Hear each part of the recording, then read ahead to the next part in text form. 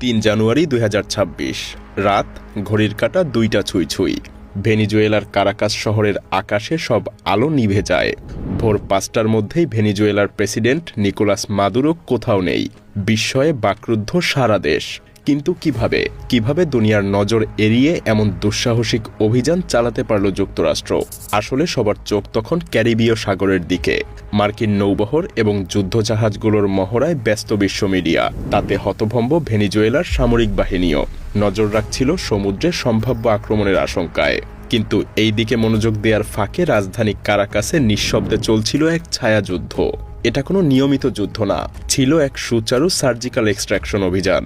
Target স্বয়ং দেশের রাষ্ট্রপতি। এই অভিযান পরিকল্পনা করতে সময় লেগেছে বহু মাস, কারণ রাতারাতি এভাবে কোনো দেশের প্রেসিডেন্টকে হুট করে তুলে নিয়ে যাওয়া সম্ভব না। আগেই পাতা হয়েছিল জাল। মার্কিন নৌবাহিনী ভেনিজুয়েলার উপকূল ঘিরে রেখেছিল। ক্যারিবীয় সাগরের যুদ্ধজাহাজ আর বিমানবাহী রণতরী মোতায়েন করে এক প্রকার সামুদ্রিক অবরোধ তৈরি করেছিল তারা। যুক্তরাষ্ট্র ভেনিজুয়েলা সরকারকে ঘোষণা করে মাদক সন্ত্রাসী রাষ্ট্র হিসেবে। বাহানা যেন মাদক পাচারকারীদেরকে তারাই ধরবে। কিন্তু আসলে এই পুরো অবস্থান গ্রহণের আসল লক্ষ্যই ছিল একজন, প্রেসিডেন্ট নিকোলাস মাদুরো। সিআইএর গোয়েন্দারা মাসের পর মাস তার গতিবিধি নজরে রেখেছিল। অপেক্ষায় ছিল কখন তিনি নিরাপত্তা বেষ্টনী সহ এক জায়গায় স্থির হবেন। অবশেষে সেই সুযোগ আসে নতুন বছরের শুরুতেই, সেই কাল রাতে। অপারেশন সাউদার্ন স্পিয়ার নামে এই গোপন মিশনে ঠিক রাত ২টায় নির্দিষ্ট সময়ে মার্কিন এয়ারফোর্সের অত্যাধুনিক কয়েকটা F-35 স্টেলথ ফাইটার জেট আকাশে গর্জে ওঠে। এসব স্টেলথ যুদ্ধ বিমান রাডারকে ফাঁকি দিয়ে ভেনিজুয়েলার আকাশসীমা ভেদ করে ঢুকে পড়ে এবং শত্রুর আকাশ প্রতিরক্ষা ব্যবস্থায় বিশাল ফাঁক তৈরি করে ফেলে। ভেনিজুয়েলার চারদিকে মোতায়েন রাশিয়ার তৈরি S-300 ক্ষেপণাস্ত্র রাডারগুলোকেও শুরুতেই ধ্বংস করে দেয়া হয়। আকাশপথ পরিষ্কার হতেই কারাকাসের দিকে উড়ে আসে ডেল্টা ফোর্সের বিশেষ হেলিকপ্টার স্কোয়াড্রন। কিন্তু আসল হামলার আগে দেয়া হয় এক নজিরবিহীন ধোঁকা। ডেল্টা ফোর্সের হেলিকপ্টারগুলো রাজধানীর দিকে রওনা দেওয়ার সাথে সাথেই F-35 জেটগুলো যেন ভিন্ন দিকে মোড় নেয়। শুরু হয় প্রচণ্ড গোলাগুলি আর বোমাবর্ষণ। ক্যারাকাসের প্রধান সামরিক ঘাঁটি ফোর্ট টাউনা এবং লা কার্লোটা বিমান ঘাঁটিতে বিধ্বংসী হামলা চালায় আমেরিকান ফোর্স। তীব্র বিস্ফোরণে চারদিক কেঁপে ওঠে। দিগন্তেও আগুনের লেলিহান শিখা দেখা যায়। মুহূর্তেই রাজধানীর যোগাযোগ ব্যবস্থা ভেঙে পড়ে এবং গোটা শহর বিভ্রান্তিকর অন্ধকারে তলিয়ে যায়। আর রাতের এই ধ্বংসযজ্ঞের মূল উদ্দেশ্যই ছিল শহর ধ্বংস না, বরং আরেকটা টিমকে নিঃশব্দে ঢুকে পড়ার সুযোগ করে দেয়া। একটা ছদ্মবেশী ধোঁকা বা আড়াল মাত্র।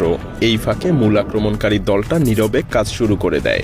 মার্কিন বিশেষ বাহিনী ডেল্টা ফোর্স প্রস্তুত ছিল কারাকাসের কেন্দ্রে পৌঁছাতে। রাতের আকাশে একেবারে নিচু দিয়ে উড়তে থাকা হেলিকপ্টারগুলো রাডারের চোখ এড়িয়ে ভবনের ছাদ ছুঁই ছুঁই করে এগোতে থাকে। কোনো সতর্কবার্তা ছাড়াই ঠিক এভাবেই ফোর্ট টাউনা সামরিক কমপ্লেক্সের ভেতরে প্রেসিডেন্টের অতি সুরক্ষিত আশ্রয়স্থলের ওপর হেলিকপ্টারগুলো হানা দেয়। যদিও প্রেসিডেন্টের নিরাপত্তারক্ষীরা প্রতিরোধের চেষ্টা করেছিল, কিন্তু ডেল্টা ফোর্সের জন্য আগে থেকে ছক কষে রাখা এই প্রতিরক্ষা ব্যবস্থা ছিল খুবই নগণ্য। বিশেষ কোনো বাধাই দিতে পারেনি তারা। উপরে হেলিকপ্টার থেকে ভারী মেশিন গানের গুলিবর্ষণ চলতে থাকায় প্রহরীরা মাথায় তুলতে পারছিল না। এরই মধ্যে সার্জিক্যাল দক্ষতায় ভাগ হয়ে ডেল্টা সদস্যরা একযোগে একাধিক দিক দিয়ে ভবনের মধ্যে ঢুকে পড়ে। কোন দরজা দিয়ে কে প্রবেশ করবে, কোন সিঁড়ি বেয়ে কে উপরে উঠবে, সবকিছুই তাদের নখদর্পণে পরিকল্পিত ছিল। অভিযানকারী দল নিরাপত্তারক্ষীদের আতঙ্কিত করতে সেকেন্ডের মধ্যেই দরজা উড়িয়ে ঘরের ভেতরে প্রবেশ করে। প্রচণ্ড শব্দ আর চোখ ঝলসানো আলোতে বিশেষ ফ্ল্যাশ গ্রেনেড ছোড়া হয়, যাতে প্রহরীরা দিকবিদিক শূন্য হয়ে পড়ে।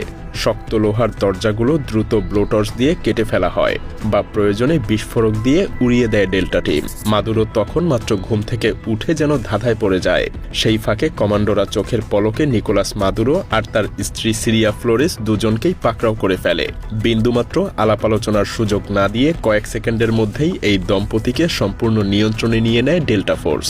বিশেষ ধরনের দুটো ভারী পরিবহন হেলিকপ্টার ভবনের ছাদের কাছে প্রায় অবতরণ করে মাদুরো দম্পতিকে দ্রুত উঠিয়ে নেয় এবং দ্রুত সেখান থেকে উড়াল দেয়। ফলে কোনো রকম বিরতি না নিয়েই মিনিটের মধ্যেই তারা বন্দীদের নিয়ে মাঝ আকাশে উড়াল দেয়। কারাকাসের আকাশ পেরিয়ে হেলিকপ্টারগুলো দ্রুত ভেনিজুয়েলার সীমানা ছাড়িয়ে ক্যারিবীয় সাগরের দিকে পাড়ি জমায়। সেখানে সমুদ্রে প্রস্তুত ছিল যুক্তরাষ্ট্রের এক বিশাল বিমানবাহী রণতরী, যাকে মূলত একটা ভাসমান ঘাঁটিই বলা যায়। তাদের মিশন সফল। অপারেশন সাউদার্ন স্পিয়ার রাতারাতি পুরো দক্ষিণ আমেরিকার ভূরাজনৈতিক মানচিত্র বদলে দেয়। ইতিহাসে এই প্রথম কোনো ক্ষমতাসীন রাষ্ট্রপ্রধানকে এভাবে গোপনে বাহিনী দিয়ে তুলে আনা হয়। যুক্তরাষ্ট্র বিশ্বকে বোঝালো যেন কেউই তাদের নাগালের বাইরে না। এক শ্বাসরুদ্ধকর অভিযান যা যেকোনো থ্রিলার চলচ্চিত্রকেও হার মানায়। ধোঁকা, দ্রুততা আর নিখুঁত পরিকল্পনার এই মিশন পৃথিবীকে যেন দেখিয়ে দিল আমেরিকার কালো থাবা থেকে কেউই নিরাপদ না, কারণ তারা কোনো নিয়ম নীতির তোয়াক্কা করে না। জোর যার, মুল্লুক তার।